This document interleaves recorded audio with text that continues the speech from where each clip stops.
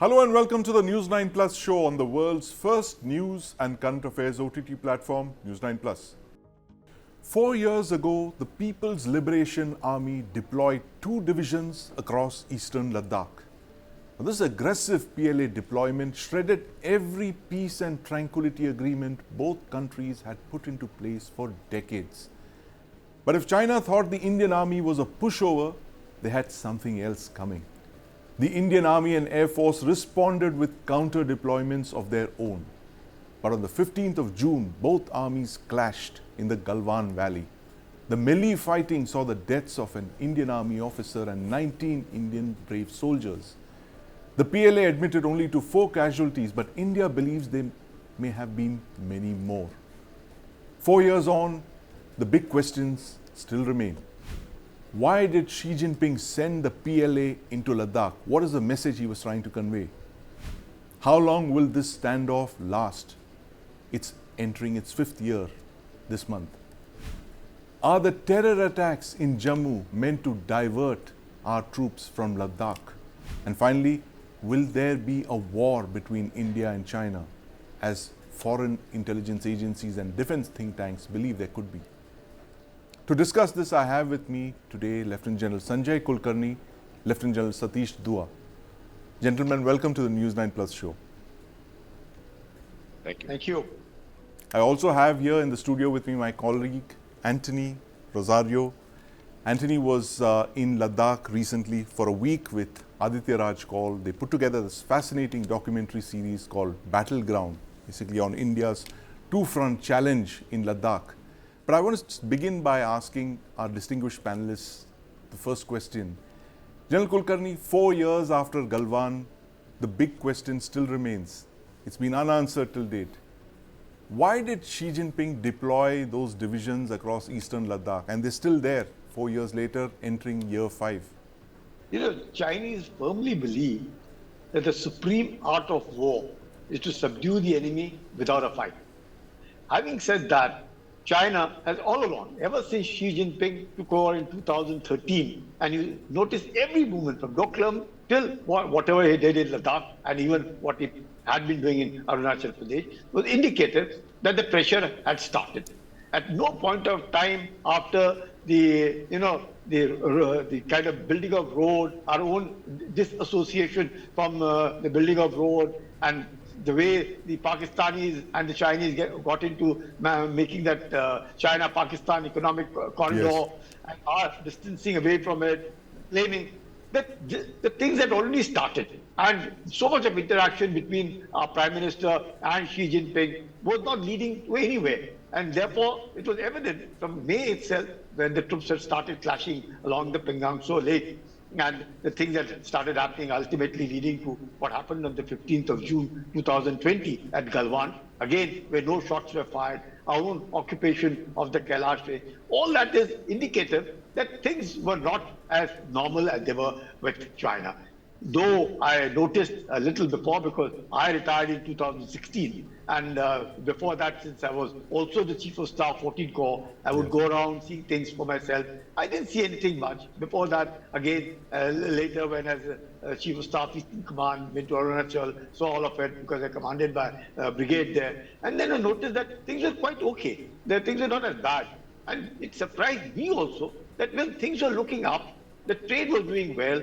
Every time the interaction that was taking place between us and the Chinese was okay. Even on when I was interacting with some of the general officers, I remember one of them, or rather the entire team, came to to meet us at Fort Williams in Calcutta. So the things were okay, absolutely fine. I was also quite surprised as to what led Xi Jinping to do what he had done. Because this has taken. Yeah, it's taken our relationship back by decades. General Dua, absolutely. We've still not got a clear answer for this. I don't think there's any answer that's forthcoming from the Chinese, and possibly this is how the Chinese do it. They don't say anything for years at end. They convey more through I think action than words. But what to your mind was the message that Xi Jinping wanted to send across through this muscular deployment? I think the operative phrase that comes to my mind is the Chinese philosophy of hide your strength and bide your time. Right. They've been doing that for decades, that they wanted to grow economically first. And they've actually started to flex their muscle now that they are economically viable, economically strong. Yes. They've started to flex their muscle in the early part of this century. And from 2004 or 5 onwards, when the first such fisticuffs and pushback started, I think it was in Chuma first, Yes. and then later on in Depsang, a few years later. And then from then on, we have been seeing on the media, sometimes whenever our patrols came face to face, initially it used to be just shouting matches, but then it got to shoving and pushing, etc. So over the 10 years, over the last 10 years, Yes. we've seen more of such incidents. And this is where I come to the point where I'm saying that China was actively pushing to not get into a fight, to my mind, but Yes. to assert themselves at the line of control and try to change the status of quo unilaterally. Yes. Why were they doing it? They were doing it. I think they are doing it now because as China's stated aim is to replace USA as the number one superpower, Right. they have for them India is a potential rival in Asia, Right. and they want to assert themselves or be the dominant player here, show their dominance, and for that LAC gives them the perfect breeding ground, and that is why I think they did what they did in 2020, tried to change the status quo unilaterally. That Right. led to Galwan and many other things. Absolutely. Antony, you were there with Aditya very recently in Ladakh. Tell us what you saw there, because I don't think there's been an Indian journalist who's traveled across as much as both of you have. Tell us about the kind of soldiers that you saw, the deployments. Of course, we couldn't capture all of it on camera for obvious reasons, but what was it like being there? I think to summarize, we were obviously having a lot of conversation on our way, and Yeah. I think I particularly remember this conversation with this particular Jawan who mentioned that pre-Galwan, Yeah. we had our boots on the ground, but Right. you wouldn't find them at such frequent intervals, right? Right. Right. Now, the moment you go from Chushul, you go towards Leh, Yeah.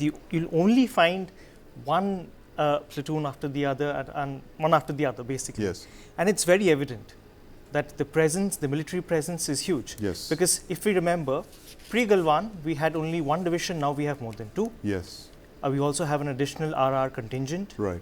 We had only 5 mechanized regiments, but I think now it has increased to 12. Yes. So far as deployment on the ground is concerned, I think we are adequately and sufficiently deployed. Yes. But then that also comes with several other questions and challenges, right? Yeah, several questions and challenges, and in fact, I'm going to ask General Kulkarni this about some of those, challenges. General Kulkarni, the standoff, it's already entering its 5th year. How long do you think it's going to last? 2 divisions, maybe more, facing off against the Chinese, or is this the new normal now with China along the LAC? I think it is the new normal for a simple reason that trade continues because we are all bound by various international trade agreements. And here in India also you find that most of these businessmen seem to be dependent and the things are going on. So, trade continues over $120 billion. Yes. So big, so it doesn't really affect China. Now, as regards the new normal, when I say, Chinese have built up the infrastructure over the years. Yes. I've seen that happen, and numerous times I would walk on their road on the other side to see the kind of blacktop roads that have come up. Yes. Even take the BRO team with me sometimes, show them as to what kind of bitumen are they using, how is it that their roads don't seem to, get swept off during monsoons Yes. and things of those kinds. So a lot of development, and those developments were evident from the construction of roads, the G239 and this thing over 10,000 kilometers of blacktop roads, vehicular movement that was noticed. I could see people moving from one place to the other place with just no time. Where it would take us some time, they would be there within no time. So infrastructure was one major development that had taken place. Lots of airfields had come up. The railway line had come up. So slowly and steadily, what could be seen as, if at all they indulged in anything of kind of a war earlier, Yes. maybe there were about 2-3 seasons to build up. Yes. It doesn't now take them maybe a few days to build up. They're Right. already there. They're just about 10-15 kilometers, maybe certain places, maybe about 50-75 kilometers behind. So they're already there. Now, with the parallel kind of deployment over here, and the ability to respond, that came as a big surprise to China. They probably Yes. never expected. But every time my interaction, things of those kind, and never, not even for a moment, did I ever feel that we are going to lead to this situation. Well, a bit of tension, pushing, pulling, Yes, yes. banner drills, telling them go back, they would go back. But then subsequently that May 2020, in which each one of them had started throwing stones at one another, Yes. banging their stones against each other's heads. Those kind of situation, of course, did alert that something very serious, and they weren't doing that kind of a thing. Even in Pengang, so various patrolling, well, if we met, we would do the banner drills, they would go back, we would pull back. So they would try and come up to finger 4, we would go up to, we would also walk up to finger 6, go towards finger 8. They would tell us go back, we would tell them go back. Right. We would all disengage. Of course. Things are looking very normal. Even at Depsang, even at Demchok for that matter, everywhere. But to what has happened now, it looks new now. Because China will not. China believes it's the center of the world. China Yes. believes that any country, wherever it is, definitely in Asia, they alone are entitled to sit on the top table. Right. Nobody else can share that top table with them. If that Right. be so, India, as what Satish also said, is they only fear that India is the only country which Yes. can match up to them. And if the kind of leadership that is now existing in India, and India is slowly and steadily moving up, becoming the third largest economic power, Yes. modernizing, there is a tremendous amount of pride in the Indians, tremendous amount of hope amongst the Indians, there is hatred towards the Chinese. So all these kind of new changes So, that are taking place in India also seems to now give more, and there are closeness with USA, Yes. very kind of agreements that we have, the various Quad agreements, so many type of agreements between USA, between Europe, between France, and all countries, Israel, Japan, everyone. That also seems to give them a feeling that India is now anti-China. And that Right. anti-China feeling seems to irk more Xi Jinping as to how is it that the pressure that is putting so much of pressure in India, Right. despite them not buckling in. And Yes. that is what disturbs them. And this, like you rightly said, this is the new normal, and it will Right. continue to till some good sense prevails on China, and suddenly Chinese decide, but I don't think China should never be trusted. Even if they pull back 50 kilometers Yes. today, they are hunky-dory, they are on top of the world. So there's no we should be vigilant. We ought to be careful. And China cannot be trusted, and China's expansionism will continue, and this Right. is the new normal. And in fact, I would say we should be prepared for the worst. War avoidance. We Right. should be prepared for the worst. Absolutely. I'm And going to come to ensure that, General Kulkarni, in a minute. But General Dua, this new normal, I mean, you see this as the new normal along the LAC now, as General Dua mentioned, General Kulkarni mentioned, my mistake, sorry. The fact that the government of India has very clearly said over several years now that it's not business as usual until the Chinese go back to pre-April 2020 positions. And of late also we've seen some frosty exchanges between the two sides. There is, of course, a very large component of trade, over $120 billion, and there are talks as well, which is good. I mean, because jaw is better than war. But General Dua, this standoff will continue. Are you prepared to see this continuing as the new normal into the Indian army that's deployed on a very long front? It's much longer and much more difficult than the Pakistan LOC. Sadly, that's true. It's a longer border, more difficult terrain, and harsh weather. But, having initiated that kind of face-off that it has resulted, but the Chinese army has Yeah. initiated that kind of face-off that it has resulted into. We've had more than 20, or I think it's 21 high-level meetings, Yes. including the reps of MEA. We've had 13 meetings at the foreign office level, and that is between External Affairs Yeah. Ministry, the working mechanism. Several meetings have taken place. Yes. During these meetings, what has happened? I'm not saying that they did not yield any results. Yeah. At least we have disengaged from on some of the Yes. flashpoints. We've disengaged from a face-to-face, eyeball-to-eyeball confrontation, because such confrontation can just ignite or spark off some clash somewhere, and which can spiral out of control. Yeah. So to that extent, at Galwan, at those patrolling points of 15, 17 Alpha, at Pegongso Lake, North and South Banks, we have achieved at least a disengagement, a little Right. pullback. There is a space between the two armies, Yes. which is a welcome sign. Though a couple of flashpoints remain, the area of Depsang Bulge remains, the area of Temchok remains, and meetings will perhaps continue. But to the larger question, whether this is a new normal, I think uh, yes, this it is going to be difficult to be able to demobilize. We may have Right. disengaged from each other, but Yes. to go into pre-2020 position would mean demobilizing those two divisions that they have Yes. built up, Right. demobilizing all that we have built up, and taking them back to, let's say, 100 kilometers, or I'm just taking a figure, taking them back to the barracks, so to speak. I don't see that happening in a hurry. So Right. then we have to be prepared for this new normal. We have to be prepared to create our infrastructure to be able to support them Yes. logistically and every which the forces logistically and every which way. We have to stock them for winters. Yeah. And to that extent, in the last 4 years, the improvement that our infrastructure has seen, whether it's roads, bridges, tunnels, communication infrastructure, optic fiber cables, everything, and all the air assets, etc. The kind of infrastructure improvement or enhancement that we have seen has never not been seen before, ever before.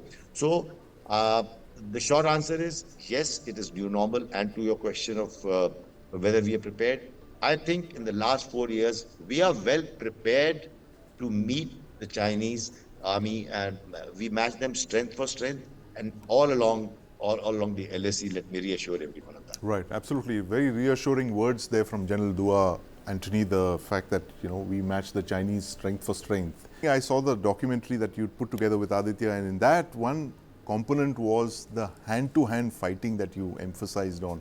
Is that a new thing?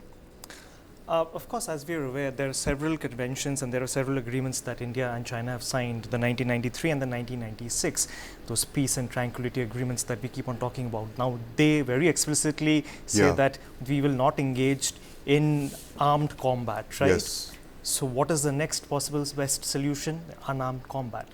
Of course, this is the first time I'm seeing it, because for the longest time, whenever you have an image or imagery of the armed forces, you think of them engaging in gunfight, right? Yes, so should there be a absolutely. situation? Firefights, gunfights. Gunfights, and what have you, right? But this was very interesting because it's just you'll have a small knife and maybe with something else. Yes. And with that, because these are very close quarter fights, right, which are hand-to-hand fight. Right. In such a situation, you have to be very agile. Yes. It's very difficult to be agile in that sense, in high altitudes, with very little oxygen. So this training is very important. All total, there are some 9 formations in this unarmed combat. Very interesting to watch, and I'm sure the men train very hard to ensure to be that mobile and agile, because it's very difficult to pull off those stunts. Yes. So very interesting, but nevertheless necessary, because that's the only solution. Like we saw in Galwan, of course, there's no scope of any gunfight, and that's the best possible solution. And I think Indian Army is doing a fabulous job at training its forces in unarmed combat. Extremely. I mean, the Indian Army is one of the most resilient forces in the world, Anthony. I mean, if you see the kind of terrain that they're deployed in, they have 2 hostile nuclear-armed neighbors, and they're deployed from the heights of the Siachen to the jungles of the northeast. But, that question that always bothers me is, General Kulkarni, last couple of days, there have been a spate of terror attacks in Jammu. Now, this is a region that's been largely peaceful. Both you and General Dua have commanded formations there in Northern Command. And Northern Command is a very unique command, possibly in the world. I think it's the only command in the world where you're facing 2 adversarial nuclear-armed states that have a collusive relationship. Do you see these recent attacks in Jammu as being a ploy to divert our focus away from Ladakh and take it back onto Kashmir? See, if you ask me, definitely some troop deployment did take place, but that doesn't really much because everything else gets sorted out over a period of time. There is no denying the fact that China has been instigating Pakistan to continue to do. And if I may quote a small incident, it was way back in 1963 when Shaktam Valley was being gifted to Ayub Khan. At that point of time, Chau Enlai recommended to Ayub Khan that this is the time, as he said, you people look alike, talk alike, eat alike, and everything can be done. You could do nothing better than just carry on with guerrilla tactics in Kashmir. And having said that in 1963, and what does Xi Jinping now tell the delegation headed by the Prime Minister to China just a few days back? That what's going on in Kashmir? Human rights violations. Imagine Xi Jinping Yes. talking about human rights violations.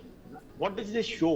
Instigation by China to Right. Pakistan that keep doing it. Keep India on the run.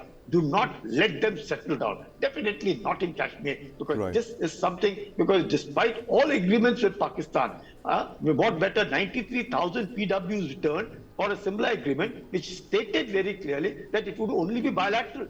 As Pakistan, again like China, can never be trusted because they do not abide by a single document. That imagine 93,000 PWs being returned, Yes. or that this talks similar agreement would be bilateral. What does Pakistan do? Internationalize every now and then to ensure. So you will find that this also, much that the area right from Katwa and carrying on to Hiranagar and Yes. Vijaypur and going on to Jammu, Riyasi, Rajouri, Punj, Doda, Kishtwar, Bhadarwah, all these areas have Right. been seen as something quiet, very quiet and nothing much has been happening. The population also at places 50-50, some places 60-40, some places 40-60, like that. But so it's a mixed population and everything is normal and seems normal, and nothing better than creating this kind of a divide amongst the Hindus and the Muslims. Because Absolutely. the value is 98% there. Yes. So there's no problem. It's only Right. here that there's a mixed population, hoping that something will trigger which will lead to something so that they could. But it's not easy. Yeah, Right. we are vigilant. We know what's happening. But yes, we cannot afford to be complicit. We need to guard the borders. We need to guard all along with such a this thing. Right. All means have to be used to ensure it. But yes, Pakistan will continue to do what it is doing. We cannot trust. And yes, now instigations from China with all the wherewithal, be it cash, Yes. be it weapons, and be it information, be it anything and everything. The supply will continue and Pakistan will do what it is doing. We have to be alert, irrespective whether it is north of Pir Panjal or Right. south of Pir Panjal. General Dua, instigation from China, that's a new normal, you think? This statement by China and Pakistan has been condemned by the government of India. Do you see more such collusive actions, taking place in the next couple of years, especially around Jammu and Kashmir and Ladakh? The short answer is yes. I do see more such collusive effort from their side. Right. Now, to this particular question, today when the Chinese president is openly talking about human rights in Kashmir, he's actually goading the leadership in Pakistan to do Right. more. On the other hand, we've had last 5 years after abrogation of Article 370, during the last 5 years, things have improved vastly in Jammu and Kashmir, especially the Kashmir region. Now, with this kind of terror attacks that have happened in the last 1 week in the south of Pir Panjal, let me just interrupt myself to only come back to the point. 4 terrorists holed up in an area can tie up disproportionately large number of troops. When we say that we have a mirror deployment in Ladakh, we have the kind of deployment Chinese have brought on. We have got a similar kind of deployment of troops, of weapon and equipment platforms, etc. But here, when 4 terrorists attack somewhere, then another 4 terrorist attacks somewhere in another district, we tie up a large number of troops. Troops, that is soldiers, the Indian Army, is a finite resource.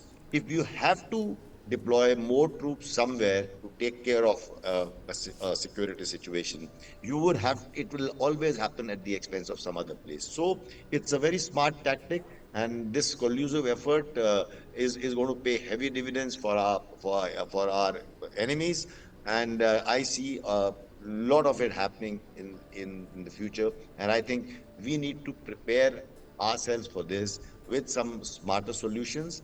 Right now, that is a topic of another discussion by itself, but we need to think about it, that these collusive efforts will take place, and we need to see how we can manage both our adversaries in a gainful manner. Very worrying scenario there, Anthony, as General Dua mentioned, the fact that this is also the new normal, a collusive Pakistan-China relationship, and this is a very recent phenomenon. I think it's a response to political developments here in India. But General Kulkarni, finally the last point. There have been think tanks in the West, there have been US intelligence reports, again, which have painted a picture of conflict between India and China in the 2025-2030 time frame. How realistic are these assessments? Do you believe, given the fact that we are so close, we are so heavily deployed, as both of you just told us, is there a possibility of war? See, the aim must be war avoidance. Right. China would be prepared for a war anytime, but as I said, China firmly believes that the supreme art of war is to subdue the enemy without a fight. That's what Chinese aim would be.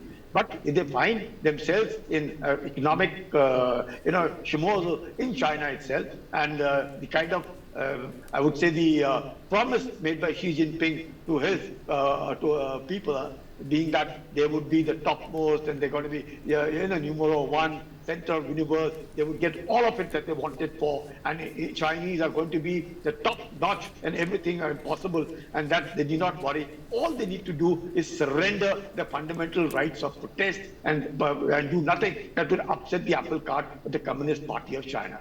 If that kind of a promise that he is assuring the Chinese, and he is trying to deliver as much as he can, but after COVID and the kind of expansionism that Chinese have involved themselves in, the kind of sanctions that are coming on it, and China firmly on manufacturing and not like the United States or Russia that it is dependent on the world. It is dependent on everybody. And therefore, Chinese are definitely on the back foot. Whether she can deliver what he had said or he is not able to, and nothing better than as he finds himself in top notch. He's deployed all that he wants with mirror deployment, troops, what has he with the rocket force and the finest, the stealth aircraft now on top of in the Tibet region, all of it. And therefore, we must be careful, we must be prepared, we must ensure that we do not go through a war because it's a very expensive proposal, not for any other thing. If we were to go back by 10 years, China itself would also go back by at least 7 years. It's not that going to be easy. And so the promise of Xi to the people, or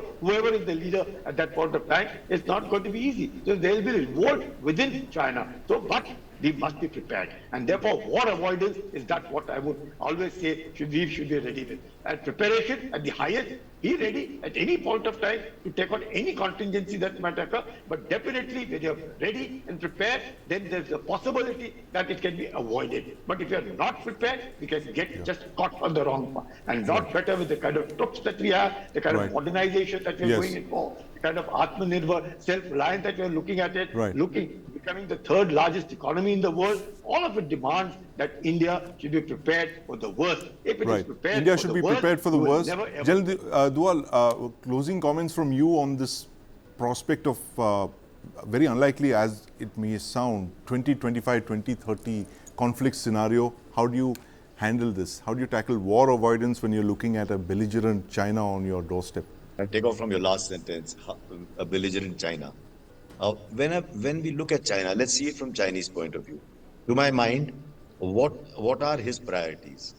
I think in his priorities, the first priority would be reunification with Taiwan in whichever way they want to do it. His second priority would perhaps be the South China Sea and the Pacific, because here he fears the Quad and such like groupings of countries are coming together to, as China feels, the new the Asian NATO, or they say they're ganging up against China. The land borders with India, to my mind, are not his hottest priority right now. Because if she wants to leave a legacy for himself, he will talk of reunification with Taiwan will give him better dividends. Now, the point I'm trying to make is from that point, if you've seen with this perspective, I think that is why he started off with Indian borders first. They started off by putting pressure on us. So now that we are forced to deploy more, we are forced to allocate more resources towards Ladakh. It will also keep us under pressure as far as our rivalry with China is concerned on different fronts, diplomatic, political, economic, etc. Also, it gives them a lever to sort of put pressure on us against Quad. That's a very stated thing. They've made many statements like that. They don't want India and America to be getting closer than we already are. So, to my mind, I do not see a full-fledged war taking place between India and China on the LAC. we might see, as the talks are going on, as we've resolved some irritants, some more we may be able to resolve, but we are not going to pull back or demobilize totally, is what I see.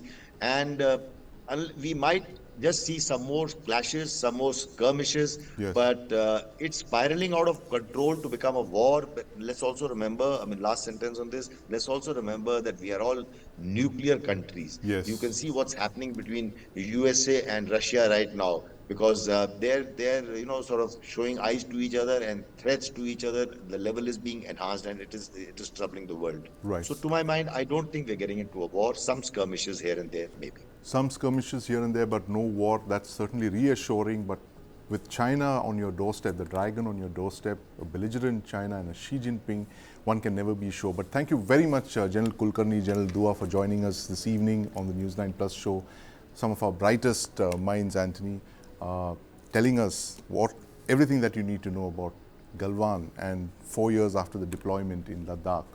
You can also watch Anthony and Aditya Raj Kaul's documentary series Battleground on their trip through Ladakh and the Indian Army's deployment facing China, only on the News9 Plus app. Download and watch. Welcome to the firing range. India's rather disputed boundary with China, officially known as the line of actual control. It is a military stalemate and a political logjam. यहाँ पर दुश्मन से ज़्यादा दादर की लड़ाई है। 2020 में Indian army ने दुश्मन को इलीगल तरीके से एरिया कैप्चर करने से रोका था। और आगे भी अगर कोई देश ऐसी कार्रवाई करता है तो उसको रोकने के लिए इंडियन आर्मी हमेशा तैयार बर तैयार है। एक ही उद्देश्य है दुश्मन की इस कोशिश को नाकामयाब करना।